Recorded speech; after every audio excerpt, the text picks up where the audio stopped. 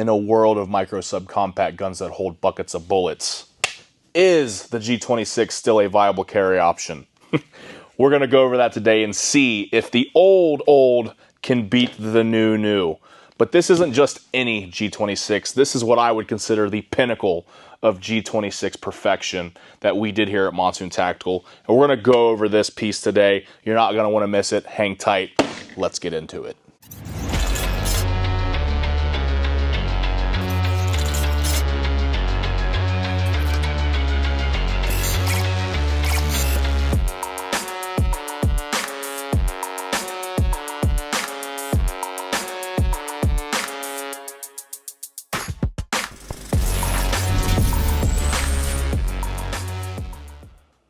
What's going on, guys? Vinny here. We're obviously in the studio, and like the title said, we're going to go over the top pinnacle of the G26 and what it can be. This is my personal G26 that I carry. I dropped in my EDC video. This was one of the guns in my rotation, as you should have different guns for certain occasions and situations and stuff like that to dictate when and where you're going to carry that gun.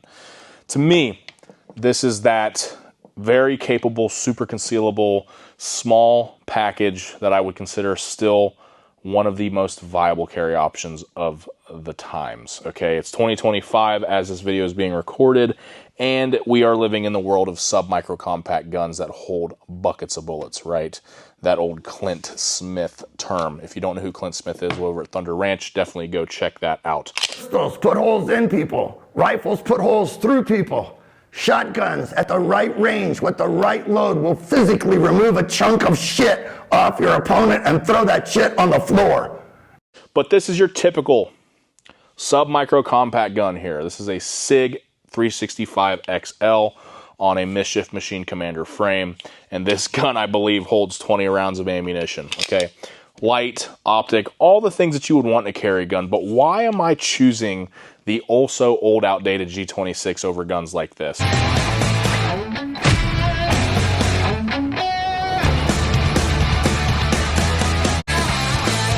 Future's now, old man.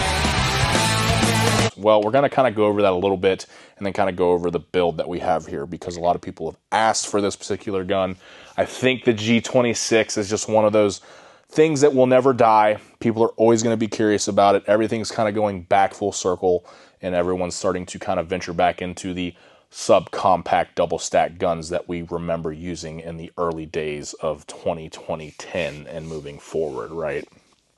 So just a little bit of a history lesson here. I personally have owned 3 G26s in my time. This is the third one, okay? The first one was actually the first one I ever bought and carried when I first got into carrying guns when I turned 21. Okay, it was a Gen 4 G26 in like forest green, like that forest green polymer frame, and had like some Ameriglow fusion sights on it, like some high-vis bastards. This was also before red dots started to get super popular, and I eventually ended up migrating into a G19 and then the G43X and stuff like that as time went on. So the G26 was my first gun that I ever bought and carried, believe it or not, and I actually carried it in this modified Alien Gear Super Tuck holster that was more of a 3 o'clock hybrid holster, if you remember what those things look like. And that's when I met my good buddy Jason Roth, who at the time was making holsters, and that's when I first got into Kydex holsters, specifically the Taco holster that I still use and love today.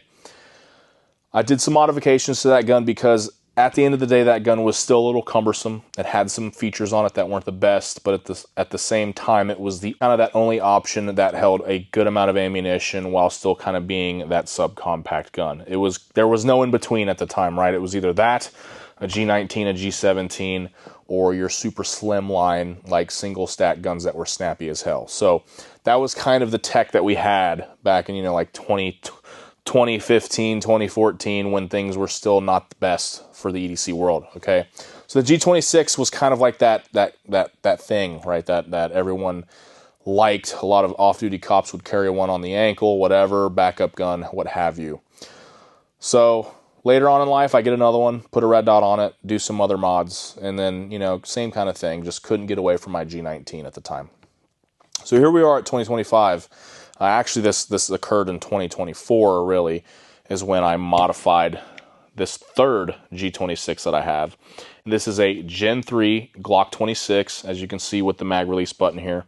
And obviously the G26 has been around a long time. It shares a very rich heritage in the Glock family line and is still made today in the Gen 5 variants and stuff. And a lot of people still buy them today. And we're kind of going to go over a little bit why I think that is, all right? The sub-micro compact guns or slimline guns are cool. They hold a lot of bullets. They check a lot of boxes for people. I get it. Me personally, I don't think for me a slimline subcompact gun is the answer when it comes to a gun in this nature and size, okay?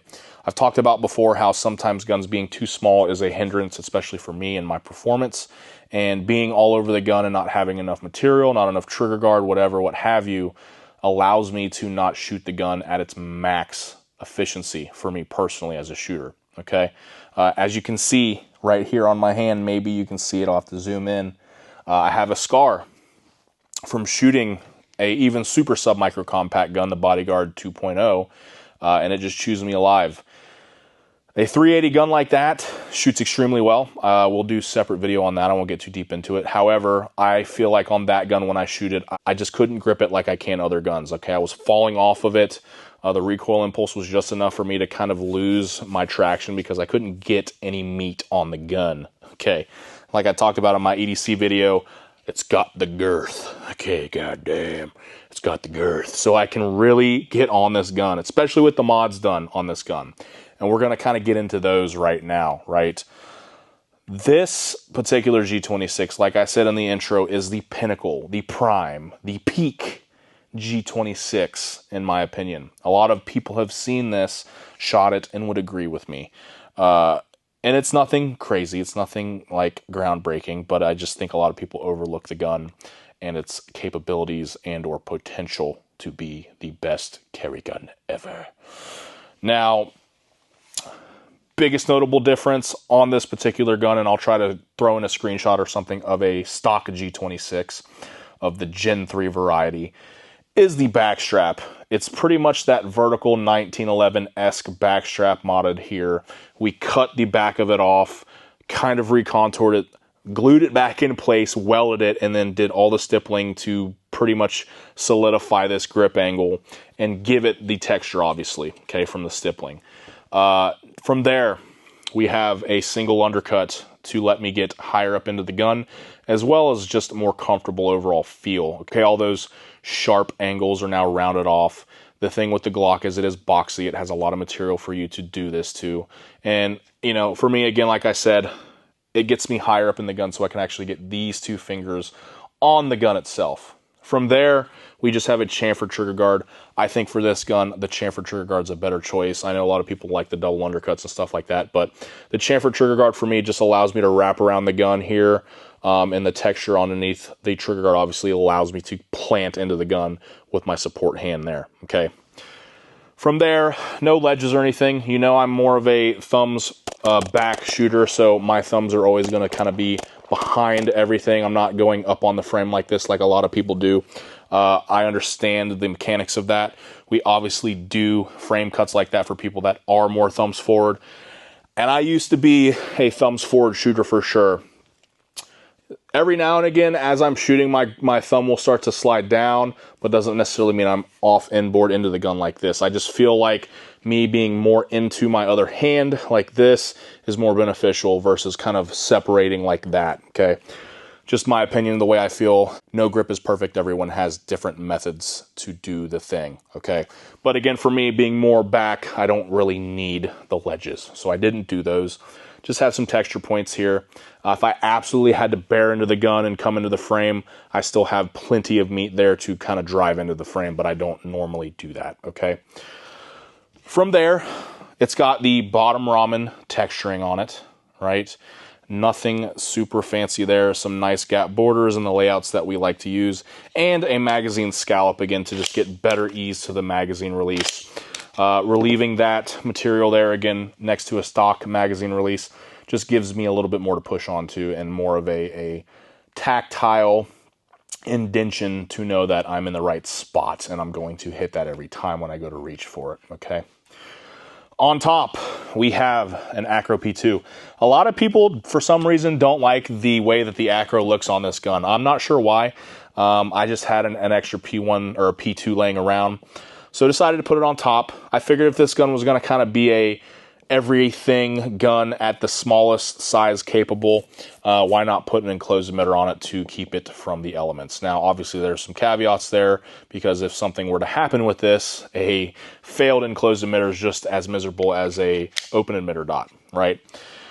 Super low backup Ameriglow blacked out rear and front sight, and then we have the chunk port on front, right? Our proven beautiful chunk port. And on a gun this size, I thought this was the best choice. It is backboard. As you have seen in the EDC video, the gun's plenty accurate at 25 yards, A-zone hits all day long, and out to distance if I feel like I really want to do that. But up close, super fast tracking, flat shooting gun, okay? So that's kind of the overall scheme and mods. It's nothing crazy. The trigger's still stock. Again, I think the Gen 3... We're going to get back in here again. So, the Gen 3 trigger, in my opinion, on a Glock, is just one of the best Glock triggers out there. If you can see it, you can see it here. Can you see it here? Okay, I'm gonna very little pre-travel, okay, to a nice defined wall, to then a nice crispy break, to a super clean short reset. Back to the wall. So, like I said, guys, the Gen 3 trigger just, for some reason, it's one of the best feeling Glock triggers, I think, okay? Glock triggers are sometimes inconsistent. On this one, it's nice and clean. I don't have anything aftermarket, anything weird. How the gun came to me is what's in it, and I'm pretty sure it's all stock, okay? Stock trigger, all that other booty sweat things that people don't like in Glocks. I personally don't mind them, okay? I know a lot of people, the first thing they want to do is unglock the Glock beyond its intended purpose, meaning they start changing the internals to make it unreliable. I've seen it all the time. Trigger weight drops, then you need to get different springs to encounter that, and all these other nasty just things that run into, I don't even know what, I'm going off on a tangent because it just gives me, AIDS to think about. The amount of people that will rip everything out to put other things in that may or may not make it any better. Just shoot the gun better. That's all I can tell you. Inherently, there are better triggers out there. Those are obviously things that a lot of people look for, but when it comes to the Glock is what the Glock is, okay? It's supposed to be a very reliable, easy-to-use handgun, okay? Now, there are some Glock triggers out there that are atrocious from the factory, but for some reason, again, I think the Gen 3s just have better overall feeling triggers on them, okay? So again, kind of the answer to the question, why am I carrying this gun when guns like this are available, okay? I still think that the shootability of the G26 overall, even at stock configuration, the G26 shoots like a big gun. Put all the modifications aside, if you took a G19 and G26 stock and shot them back to back, there was not much of a difference to me, anyway, in my opinion. The recoil impulse was very similar. The overall felt recoil was very similar. There was just not much of a difference to me as far as the performance, other than the fact that the gun was smaller and it held less bullets. So that might be the other thing. Oh, it holds less bullets, Vinny. The G26 only holds 10 rounds. Maybe only 12 if you put the +2 on it. Yes, I'm getting 3 less rounds if I carry my yes, 3 less rounds if I carry my G26 over my G48, okay? Am I okay with that? Yes, because the next cool feature that we're going to go over that a lot of people may or may not look over is the fact that I can plus this gun up with any double stack 9mm Glock mag that is compatible, okay? Being the G26 is the smallest of the 9mm double stacks, the 10 round or 12 round magazine goes in just fine. You obviously cannot put this in a 19 or bigger, but you can in the 26, so I have the capability of the smaller magazine in the footprint that it boasts, right, for concealment. However, if I have to, for some weird, rare reason, plus the gun up With the 17 round magazine, I can now do that, and I am up to duty capacity is what most people would call it. If I really wanted to, I can throw 100 round beta mags and stuff like that, 33 round sticks in this gun because it shares the same compatible magazines across all the 9mm Glock platforms from the G17L down to this gun, okay? So that obviously is a super cool feature, and if I needed to, there's probably a good scenario where I'm going to be carrying the gun with this 12 round magazine plus one in the pipe, so 13 rounds on board, and a spare 17 round magazine, okay? In the rare scenario where I have to plus the gun up, I am now back up to a better capacity without any major compromise. If I wanted to run the G48 with a +5 base plate to give me 20 rounds for some weird reason, I am now carrying a very big magazine around. Not a huge deal, but again, just something to think about. Is it aesthetically pleasing to have a 17 round magazine in the gun? No. Is it still functional? Absolutely. I still get a grip on it and I have more bullets. Cool. There's people that make sleeves for these. I've looked into them a little bit, but again, not necessarily something I care too much about. When these magazines are in and I have to utilize its extra capacity, I still can get that pinky finger on, which is what I mainly use this 12 rounder for. And a lot of people have asked, hey, do you get pinched when you shoot this? No, we do a lot of extra sculpting and stuff down at the bottom as well. That just makes that transition from magazine to gun super smooth. So I've never been pinched from this gun when I'm shooting it. And again, this particular gun is peak performance in my opinion when it comes to just modifying one. And again, like I said, it's not too crazy, guys. A little bit of meat off the bone, you know, put her on a diet, gave her a nice little blowhole to eject the gases, and a nice red dot for target acquisition. And we have ourselves one of the best shooting G26s that you can get. And if this is something you want, definitely hit us up because we can take care of that for you. Again, guys, I'm going to kind of drive this one home with the fact that for me, and again, this is all opinion based, the G26 is a better option when it comes to a gun of its size and weight class and what it's trying to do. Again, this is like a everyday, I don't want to carry a super big gun on me, but it's extremely capable, especially in its modified state, to do what I needed to do as a carry gun, okay? It shoots extremely well. I'm confident with it. I know that it's not going to be ridiculously snappy, and it holds enough bullets to get the job done, statistically speaking, right? There's plenty of data out there when it comes to close encounters with said firearm, and how many rounds, how many seconds, and how close of a distance it normally occurs. So we can sit here and play he said, she said scenario game all day long, but the reality is the data's out there. Don't get too fooled with how all that stuff works. I know, and again, comment below if this was you as a concealed carry holder first starting out, you thought of every worst possible scenario that could occur at any given minute and plussed up your kit to combat said potential, very rare occasion. I know that in my heyday of carrying kit or EDC gear, I would carry a G19 and I would carry a Bodyguard 380 in my back pocket, spare magazines for both, 2 folding knives, and 1 belt knife and medical gear. Okay, that was stuff that I carried with me every day. And as we progress as EDC concealed carry holders and realize, you know, all we really need is maybe some medical, a gun with enough bullets in it to get the job done, and a folding knife. Okay, my overall footprint of stuff that I carried dwindled as I became a more seasoned EDCer, right? If that was you, comment below. Let me know what you carried in your heyday of carrying guns and stuff.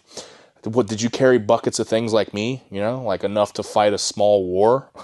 Or were you more minimalist like you are today? Because I know I am. But again, guys, in closing, this gun is the best gun ever for what its intended purpose is. And that is, again, just something that is super capable, super concealable, and can do all the stuff and the things that I needed to do as far as an EDC gun is concerned. Guys, if you made it this far, we really appreciate it. Again, the support on the videos has been amazing. All the viewership to sub ratio has been awesome. That being said, a lot of you are just weird watchers and you don't subscribe to the channel. So definitely do that because I can see you. I can see who's not doing the thing and subscribing Because if you don't subscribe, I'm gonna find you.